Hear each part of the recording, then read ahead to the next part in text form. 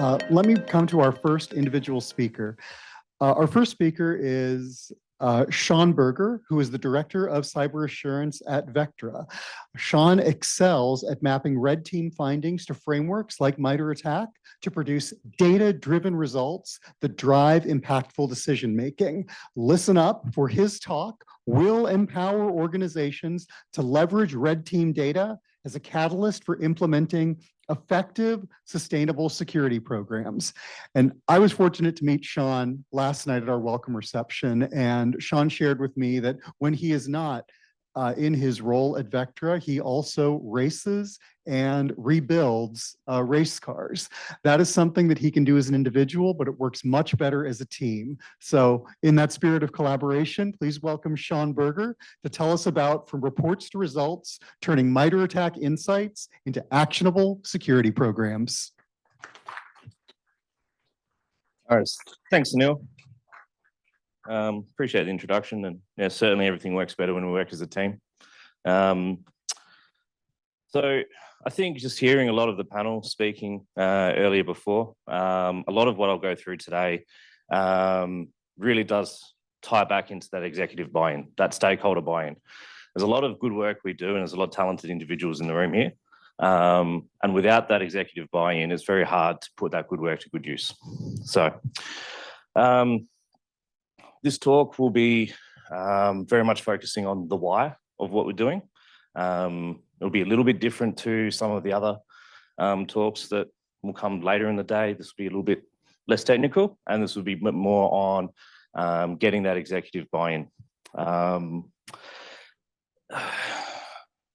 This was kind of born from my experience working in pen testing, red teaming, delivering red team operations, and delivering very static type reports. And they kind of turned into a bit of a shelf report. They weren't strategic. They didn't appear from myself as a consulting firm coming in to do a red team op. It didn't appear to be getting a lot of traction for strategic growth from the organization. So we're going to talk through a few concepts that are maybe more aligned with business strategy rather than necessarily associated to security. There'll be a few new concepts. There's a concept I like to use, throw around, it's called OKRs, Objective Key Results. Keep that in mind. And there's another thing that I like to talk through is aspirational security. Where do we want to go? So let's talk about the roadmap for the future. It's very much summoning that pyramid of pain.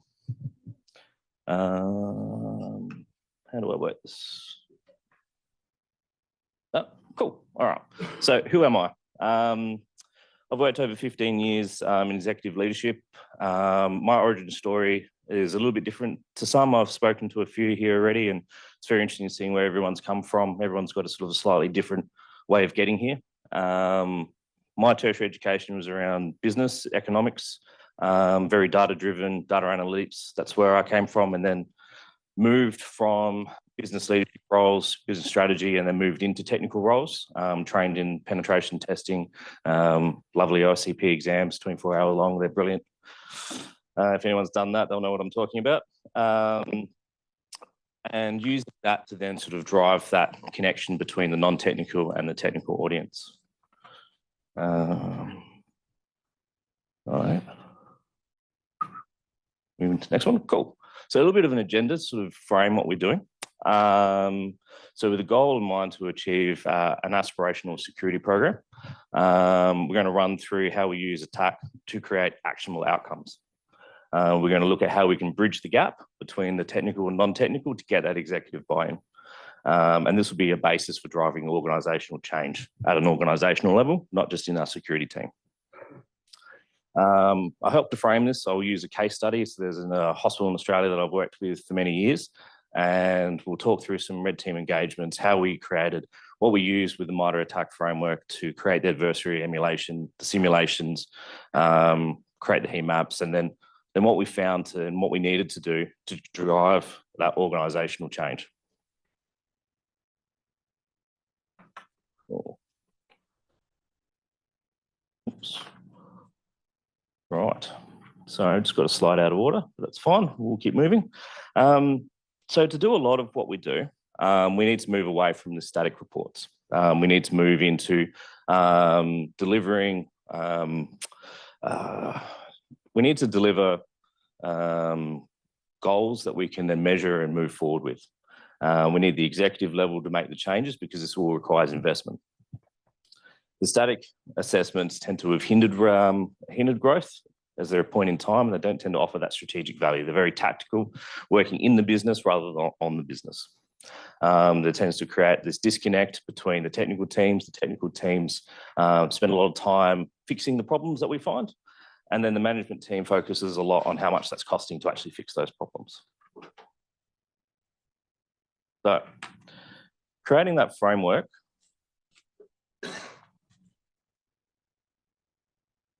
Sorry, just getting back to my notes.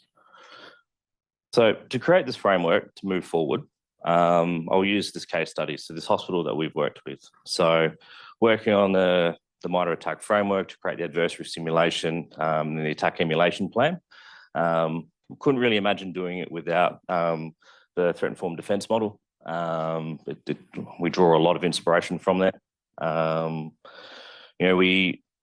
We take what we're looking at, the organisation we're working with, instead of just looking at the heat map and trying to test against every TTP out there. We look at what we're working with. We pick out 3, so APT 40, APT 28, 29. They've got great names: Leviathan, Cozy Bear, Fancy Bear. These ones very relevant to the healthcare industry, known to attack healthcare. Medicare was hacked. A lot of PII data that went through. There's some techniques and procedures, and this is where we start to talk and start getting into the procedure side of the TTPs.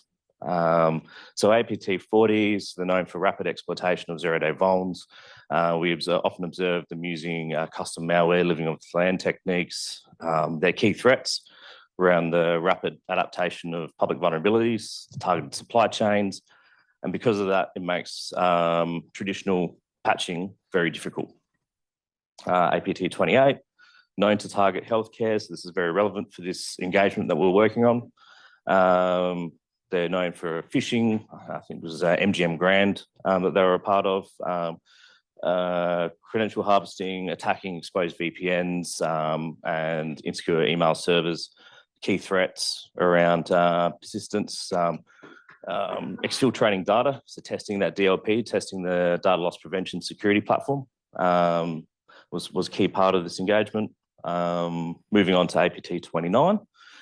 That custom malware delivery was key, and that's a rising issue I see in the last 12 months, especially as AI has come through.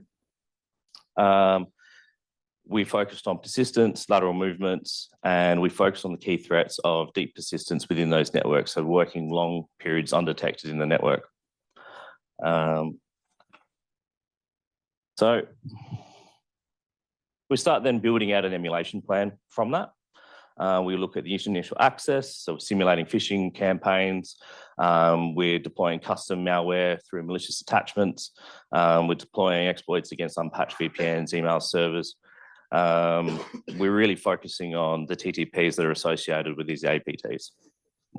So many TLAs in this, there's always a new one.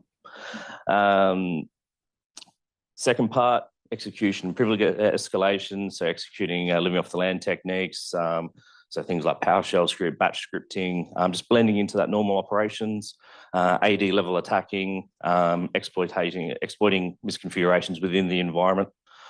The third part, credential access and lateral movement, typical attack vectors such as pass the hash, Kerberoasting, Mimikatz, very old school, but relevant in legacy environments when there's legacy technology debt. You've got on-prem AD environments still, you've got lack of network segmentation in place. These are still very relevant attack methods to be testing. And then the final part is the exfiltration. So we staged the sensitive medical records. So that mimics the keys to the kingdom, the key objectives that we're looking to target, and then we're testing the exfiltration. So we're testing the DLP security, just doing simple things like encrypting zip files and sending them out via HTTPS. So that's trying to abuse known port rules. And that's just mapping that back to the MITRE framework. So what did we find? to keep it short, we found lots of things, but some key issues that we found in this engagement was phishing is still effective. One of the scary things is I'm still seeing regularly, not just in this scenario, but in others, that in at an executive level, phishing click rates are still 60–65%, which is crazy. The other thing that I'm finding, and this is a common thing that I think will be increasing, will be patching speed matters. Traditional patching methods that we're implementing now, I think we need to improve on. Days of running a few version behinds and patching monthly, I think we need to improve a lot on that. And the third part that we found was that persistence, to catch persistence, that requires active threat hunting. Automated detection rules can be fooled very easily. Those legacy systems, they were hot targets. And then we measured that through creating those heat maps. And we started trying to work out where we needed to get the buy-in from, because this is going to start costing a lot of money, getting that budget for what we need to. So this is where we start needing to create that framework to get the executive level to come on board with us to go on the journey. So this is where we start needing to transform away from a static report and start moving into somewhere where we've got a growth framework for growth. Traditionally, a lot of teams have worked with KPIs. KPIs are a typical thing that we'll do. So the phishing example I gave, we'll say, all right, 25% click rate, we're going to set a KPI down to 5%. So that would be a standard type of click, KPI we would set. Lateral movement, we would say something like reduce successful filtration from something down to nothing. Something that was relevant to this engagement was their critical assets. We wanted to ensure there was allow listing enabled on all those devices. Now, if we start moving beyond that point in time, that was what happened, and we measured what did, and we want to go fix that. Now we want to try and sort of build something that's accountable, measurable, and something we can invest in. This is where the concept of an OKR comes in, so an objective key result. So an objective key result is not a new term. This is something that's been around for many years. It's just, it doesn't tend to get the same sort of airspace, and it's very much around goal setting. So OKRs tend to answer questions. So a question like, are we getting better at this, is what it will answer. They're a broader strategic goal, and they influence leadership. So coming from a business background, this is where we start sort of looking for ways to improve growth, something that's measurable, trackable, something that we can invest in. So we need to influence leadership. How do we create lasting security improvements? So we can start setting some goals. So an objective might look like, and this is coming from a background where we're very much in private sector. So, this is very sort of private focused, but something might look like making threat detection a competitive advantage, not a compliance requirement. That would be a goal. That would be an objective that we're looking for. And that key result would be establishing security as a board priority, providing quarterly reporting, linking improvements to threat detection. Now, the key result might look like moving from manual detection to increase automated detection by 75% through investment in AI-driven security monitoring. So now we're starting to reframe this, and we're now starting to talk in something that we can invest in, and we can track, and we can move forward with. I mean, when we start looking at threat detection and the resources that it takes to put more manual people in, talking to some people yesterday, there is a significant push towards AI-driven threat detection. How do we get funding on that? We start looking at goals. We start looking at ways that we can sort of move the business forward. So this starts making threat detection an organizational priority rather than just a key metric. Something else that we looked at for this organization due to the phishing was setting a goal of an objective, cyber awareness as a company culture, and making phishing resistance as part of their performance evaluations. I could talk all day. I've been shown the 1-minute slide, so I'll try and wrap this up as quick as we can. So that's a bit of an idea on what an OKR looks like. And this is really about setting ambitious goals to drive the business.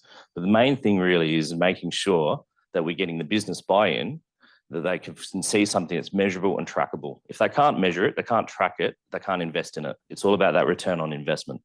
And then when we've got these great ideas as security providers, we want to be able to make sure we get the best cut through to try and drive organisational growth. The worst thing that I find is when I come back on year 2 of an engagement and finding the same problems, and we're just playing a game of whack-a-mole and just sort of knocking down the threats that we find. We need to be creating an iterative growth cycle. So we need to be able to set something that's quarterly reportable. So we set these goals, we set the results, and then we track it quarterly, we retest, we start setting the feedback loop in place where we start tracking back to the security team, and then we can then report back up to a board level on our progress and growth.